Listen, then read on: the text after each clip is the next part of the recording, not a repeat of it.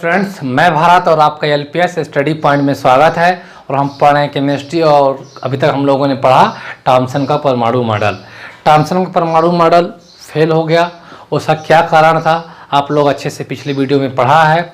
और उस कारण को आगे फेल करने के बाद फिर कौन से साइंटिस्ट आ रहे हैं। आज के जो साइंटिस्ट है वो हैं हमारे अर्नेस्ट रदरफोर्ड। थॉमसन का परमाणु मॉडल क्या था कि वो यहाँ तक ही बता पाए थे कि जो परमाणु क्या होता है, वैद्युतीय उदासीन होता है पूर्ण रूप से। क्यों होता है ये मैंने पिछली वीडियो में बताया, लेकिन वो क्या नहीं बता पा रहे थे, वो ये नहीं बता पा रहे थे कि जो भी साइंटिस्ट उनके साथ में जो रिसर्च कर रहे थे वो उनके एक्सप्लेनेशन नहीं कर पा रहे थे, इसीलिए वो फेल हो गए थे। फिर उसके बाद यानी कि क्या ऐसा क्या था, वो ये था परमाणु संरचना, एटॉमिक स्ट्रक्चर के बारे में नहीं बता पा रहे थे।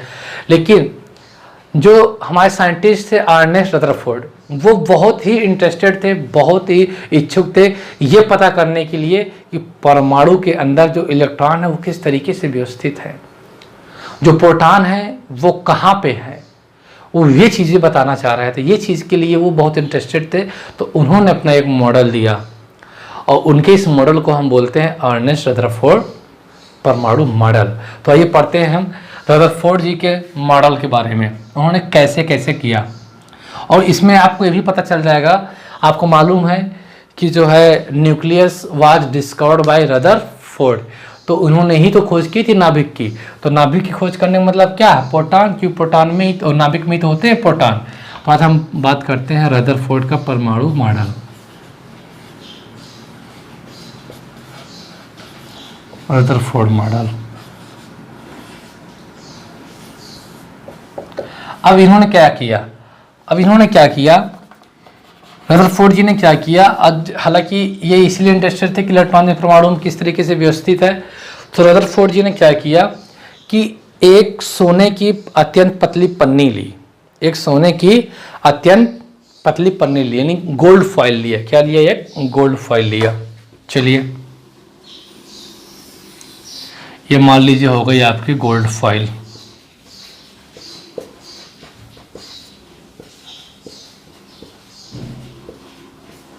सोने की पन्नी। और सोने की ही पन्नी क्यों ली, क्योंकि ये जो है 1000 परमाणुओं से मिलकर बनी थी। कितने परमाणुओं से मिलकर बनी थी, 1000 परमाणुओं से बनी थी। इन्होंने अत्यंत छोटी सोने की, अत्यंत पतली सोने की पन्नी ली। और इन्होंने क्या कराया कि इस पन्नी में जो है ना, इस पन्नी में जो है अल्फा कण, अल्फा गतिशील कण कौन थे उतनी समय, जो उतनी समय नहीं अभी, जो गतिशील कण होता है यानी जो है वो होता है हीलियम। क्या होता है, हीलियम। इन्होंने एक अल्फा कण लिया, वो भी हीलियम का। ऐसा क्यों किया इन्होंने, क्योंकि उसमें जो ऊर्जा बहुत थी। क्या थी, ऊर्जा बहुत थी। इन्होंने अल्फा कण के रूप में इन्होंने क्या लिया, हीलियम लिया। और हीलियम अगर मास नंबर देखा जाए क्या होता है 4, यानी अगर आप इसका यूनिट, इसका वेट मास नंबर यानी एटॉमिक मास देखेंगे कितना आएगा, 4U आएगा। इन्होंने एक गतिशील क्या लिया, अल्फा कण लिया। ये अल्फा कण कहाँ से प्राप्त हुए थे, ये रेडियम से प्राप्त हुए थे। और इस अल्फा कण के रूप इन्होंने क्या लिया, हीलियम कण लिया। क्यों लिया, क्योंकि ये द्वितीय आवेशित कण होते हैं। यानी कैसे कण होते हैं, ये धनात्मक कण होते हैं, धनावेश होता है। किनमें, हीलियम में क्या होता है, धनावेश कण होते हैं, द्वितीय आवेश वाले कण होते हैं। और इनमें गति बहुत होती है, और गति इसलिए होती है, गतिशील कण इसलिए इन्होंने लिया हीलियम को, क्योंकि इसमें क्या होती है, ऊर्जा ज़्यादा होती है। इनमें क्या होती है, ऊर्जा ज़्यादा होती है। इन्होंने क्या लिया, अल्फा कण लिया। और अल्फा कण लेने के बाद इन्होंने क्या कराया, स्कैटरिंग कराया। क्या कराया, इन्होंने बमबारी कराई, बौछार कराई। क्या इन्होंने बौछार कराई, इन्होंने ये बौछार कराया कि अगर हम अल्फा कण जो है सोने की अत्यंत पतली पन्नी में बौछार करवाते हैं, स्कैटरिंग यानी बौछार करवाते हैं, यानी टकरवाते हैं, तो क्या एक्सपेरिमेंट होता है। उन्होंने क्या निष्कर्ष निकलता है, इस चीज़ के लिए उन्होंने जो है एक सोने की अत्यंत पतली पन्नी ली। तो उन्होंने जब ये चीज़ देखी तो उन्हें क्या पता चला, जब उन्होंने अल्फा कणों का जिसमें स्कैटरिंग कराया, जब बौछार कराया, अच्छा उन्होंने क्या सोच कर लिया था, वो ये सोच कर लिए थे कि जो अल्फा कण है ना, जो हीलियम है ना, इसका जो है जो द्रव्यमान है वो वैसे भी किससे भारी है, वो प्रोटॉन के द्रव्यमान से क्या है, भारी है। यानी कि भारी कण है, तो बिल्कुल भी आशा नहीं किए थे, बिल्कुल भी अपेक्षा नहीं किए थे कि ये कण कभी वापस होकर आएंगे। तो आपको बता दो, जब उन्होंने जो है बमबारी कराई अल्फा कणों की, तो उन्होंने देखा कि जो सीधे ये गोल्ड फॉइल है, कुछ किरणें जो हैं क्या हो रहे थे, कुछ पार्टिकल सीधे पार निकल जा रहे थे। क्या निकल जा रहे थे? सीधे पार निकल जा रहे थे, सीधे पार निकल जा रहे थे। तो उनसे उन्होंने ये सोचा कि ये जो हमारे जो कण जो सीधे पार निकल जा रहे हैं, यानी कि भेद कर जो गोल्ड के फाइल को पार निकल जा रहे हैं, इससे पता ये चलता है ना, इससे ये पता चलता है कि जो हमारा परमाणु का जो भाग है वो क्या है? खोखला है। क्या है वो? खोखला है। इससे क्या पता चलता है कि जो परमाणु का अधिकांश भाग क्या है? हमारा खोखला है, होलो है, उसमें कुछ नहीं है, खोखला है। लेकिन जब और भी किरणें जो है इन्होंने बार बार जो इसमें जो स्कैटरिंग कराया, जब बौछार कराते गए, तो इन्होंने ये देखा जैसे पार निकल जा रहे हैं, ऐसे कुछ किरणें आई जो गई, लेकिन एक छोटे से कोण से विक्षेपित हो गई, डाइवर्ट हो गई। एक छोटे एंगल से क्या हो गई? डाइवर्ट हो गई, यानी कि वो यहाँ से क्या हो गई? छोटे से एंगल से, ये एंगल हम कोई एंगल मान ले, मैंने इसी तरह छोटा से एंगल से क्या हो गई? वो विक्षेपित हो गई। इनका विक्षेपण किधर हो गया? ये किधर निकल गई? ये जो है गोले के परमाणु के बाहर की ओर होगा। तो इससे इन्होंने ये अनुमान लगाया कि जो परमाणु का जो कुछ भाग है ना, वो थोड़ा थोड़ा क्या है? धनावेशित है। क्या है ये? कहीं कहीं पे इसका भाग क्या है? धनावेशित है। धनावेशित है, तभी तो क्या हुई ना कि जो है बाहर की ओर चली गई, बाहर की ओर चली गई। ठीक, तो इन्होंने ये देखा कि जब बहुत से इन्होंने बौछार कराया अल्फा किरणों का, अल्फा स्कैटरिंग करवाया इन्होंने, यानी अल्फा कण में जो है हीलियम लिए थे, अल्फा कण के रूप इन्होंने क्या लिया था? हीलियम लिया था। जब इन्होंने बौछार कराया तो देखा जो है बहुत से जो है कण क्या हो गए? बाहर निकल गए। तो इनसे ये पता चला कि जो परमाणु का कुछ भाग है ना, वो क्या है कि थोड़ा से जो है धनावेशित है, ठोस है कहीं ना कहीं पे।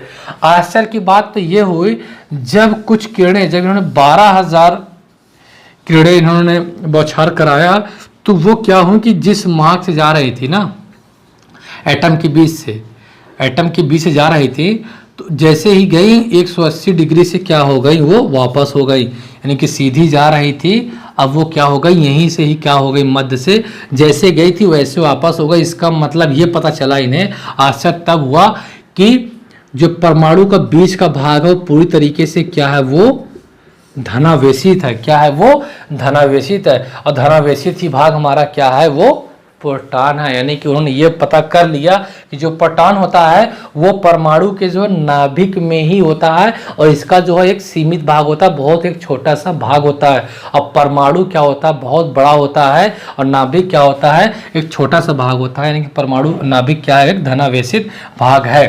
तो इन्होंने किसकी डिस्कवरी यहाँ पे कर ली? इन्होंने खोज किसकी कर ली? नाभिक की कर ली, क्योंकि धनावेश किसमें होता है? नाभिक में होता है। और कैसे पता करा? अल्फा कण के स्कैटरिंग से। अल्फा कण कौन से कण होते हैं? हीलियम ही क्या होते हैं? अल्फा कण होते हैं। क्यों? क्योंकि इनकी गति, जो इनकी गति होती है, जो इनका जो वेलोसिटी होती है, वो क्या होता है? बहुत ज़्यादा होता है।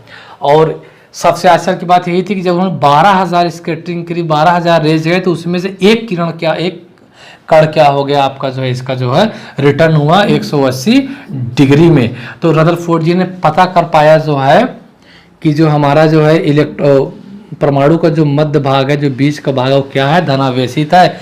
और धनावेशित है तभी तो किरण वापस है। और इसी को इन्होंने क्या कह दिया? न्यूक्लियस। यानी कि न्यूक्लियस की खोज किसने की थी? न्यूक्लियस की खोज यानी कि नाभिक की खोज रदरफोर्ड जी ने की थी। और इन्होंने जो है ही परमाणु के अंदर जो है धनावेशित भाग खोजा। और इन्होंने फिर तब ये पता किया कि जो हमारा परमाणु है, जो परमाणु का आकार है, जो परमाणु कैसे, परमाणु देखो ऐसे, ये परमाणु हुआ पूरा,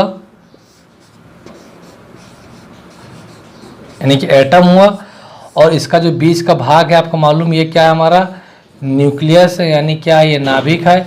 यही पूरा हमारा क्या हुआ? परमाणु हुआ। तब आप देखो, अगर परमाणु की साइज की बात की जाए तो परमाणु यहाँ से यहाँ तक लोगे, ये पूरा परमाणु हुआ। और नाभिक की बात किया जाए तो यहाँ से यहाँ तक लोग। तो इन्होंने ये बताया जो परमाणु की त्रिज्या है वो नाभिक की त्रिज्या से क्या होती है? बड़ी होती है। परमाणु की त्रिज्या नाभिक की त्रिज्या से क्या होती है? बड़ी होती है। बड़ी तो होती है परमाणु की त्रिज्या नाभिक की त्रिज्या, इसलिए कितनी बड़ी होती है? 10 की पावर 5 गुना। तो यही वो वैज्ञानिक थे जो बताया कि जो परमाणु की त्रिज्या होती है वो नाभिक की त्रिज्या से 10 के पावर 5 गुना बड़ी होती है। आप ये कह लीजिए जो नाभिक की त्रिज्या है वो परमाणु की त्रिज्या से 10 के पावर 5 गुना क्या होती है, छोटी होती है। तो इसीलिए इन्होंने बताया जब त्रिज्या बड़ी छोटी हो गई यानी जो परमाणु का आकार है वो क्या है, नाभिक के आकार से क्या होता है, काफी बड़ा होता है। ये चीजें इन्होंने बताया। तो आप ये समझ लीजिए कि जो रदरफोर्ड जी थे जो उन्होंने क्या दिया था, उन्होंने ये बताया, उन्होंने क्या किया, एक तो नाभिक की खोज की, ऊपर से नाभिक की खोज करने का मतलब ये है कि उन्होंने प्रोटॉन को ये बताया, प्रोटॉन धनावेशित होते हैं, प्रोटॉन धनावेशित होते हैं, इसका मतलब वो कहाँ रहेंगे, नाभिक में रहेंगे। तो यही चीज़ इन्होंने तो बताई। इन्होंने क्या व्याख्या की, इन्होंने परमाणु संरचना के बारे में बताया। और इन्होंने क्या बताया, इन्होंने ये बताया कि जो इलेक्ट्रॉन होते हैं वो नाभिक के चारों ओर का क्षेत्र होता है जिसे हम लोग कक्षक कहते हैं, सेल कहते हैं, वहाँ पे क्या लगाते हैं, ये चक्कर लगाते हैं। क्या लगाते हैं, चक्कर लगाते हैं। अब आगे समझते हैं कैसे। अच्छा, फिर भी इनका मॉडल क्या हो गया, इनका मॉडल क्या हो गया, फेल हो गया। इनका मॉडल क्या हो गया, फेल हो गया। इनका मॉडल फेल हो गया। क्यों हो गया, उसका क्या रीजन था, जानते हैं अभी हम आगे जानते हैं। कितनी चीजें होने के बाद क्या हो गया, इनका मॉडल भी फेल हो गया। क्यों हो गया, आइए समझते हैं। तो ये चीजें हैं फ्रेंड्स, और आप कंटिन्यू बने रहिए, अब वीडियो को पूरा देखिए, बहुत ही इंटरेस्टेड है। अगर आपको कुछ भी प्रॉब्लम्स है मेरी लैंग्वेज से लेकर ये मेरी बॉडी लैंग्वेज यानी कुछ भी एनीथिंग, तो आप कमेंट करके बताएं, मैं उसे सुधारने का पूरा प्रयास करूंगा। तो ये चीज़ें, फिर भी इनका मॉडल फेल क्यों हो गया। इन्होंने क्या बताया कि इन्होंने ये बताया जो परमाणु है वो धनावेशित और ऋणावेशित कणों से मिलकर बना है। सही बात है, धनावेशित और ऋणावेशित कणों से ही मिलकर बना है। इन्होंने नाभिक की भी खोज कर दी और उन्होंने ये भी बता दिया कि परमाणु कहाँ होता है, प्रोटॉन कहाँ होता है, नाभिक में होता है। नाभिक मीन्स न्यूक्लियस, और इलेक्ट्रॉन क्या होते हैं, आउटर शेल में क्या करते हैं, चक्कर लगाते रहते हैं। क्या लगाते हैं, इलेक्ट्रॉन आउटर शेल में क्या लगाते हैं, चक्कर लगाते। ये चीज इन्होंने बता रखा था, ये चीज इन्होंने बता दी, ये चीज आपने सीखा यहाँ पे। लेकिन फेल होने का रीजन ये था, इन्होंने ये बताया था कि इलेक्ट्रॉन जब परमाणु के बाहर की कक्षाओं में चक्कर लगाते हैं तो उनमें जो क्या होती है, गतिज ऊर्जा बहुत होती है। वो क्या होते हैं, गतिज ऊर्जा मतलब वो गतिशील होते हैं। सॉरी, यहाँ पे क्या बताया उन्होंने, जो इलेक्ट्रॉन होते हैं बाहर की कक्षाओं में क्या करते हैं, चक्कर लगाते रहते हैं, और इनमें जो है क्या होती है, गतिज ऊर्जा क्या होती है, गतिशील कण होते हैं ये। और ये क्या लगाते हैं, चक्कर लगाते रहते हैं इलेक्ट्रॉन, और इनमें होती है ऊर्जा। ये क्या प्रोड्यूस करते हैं, ऊर्जा करते हैं, ऊर्जा यानी कि एनर्जी क्या करते हैं, उत्सर्जित करते हैं। इलेक्ट्रॉन क्या करते हैं, गतिशील होते हैं, और ये क्या करते हैं, ऊर्जा क्या करते हैं, प्रोड्यूस करते हैं, यानी कि जो है रिलीज करते हैं।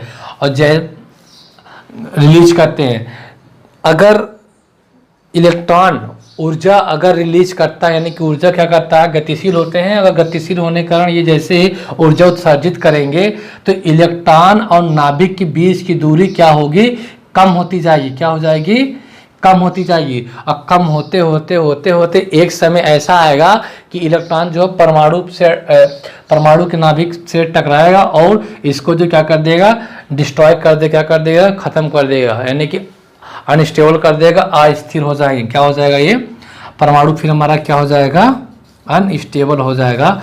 इनके अकॉर्डिंग, रदरफोर्ड के अकॉर्डिंग उन्होंने ये बताया कि जो इलेक्ट्रॉन होते हैं वो गतिशील होते हैं, उनके पास ऊर्जा बहुत होती है और वो ऊर्जा का लगातार उत्सर्जन करते रहते हैं, यानी ऊर्जा निकालते रहते हैं।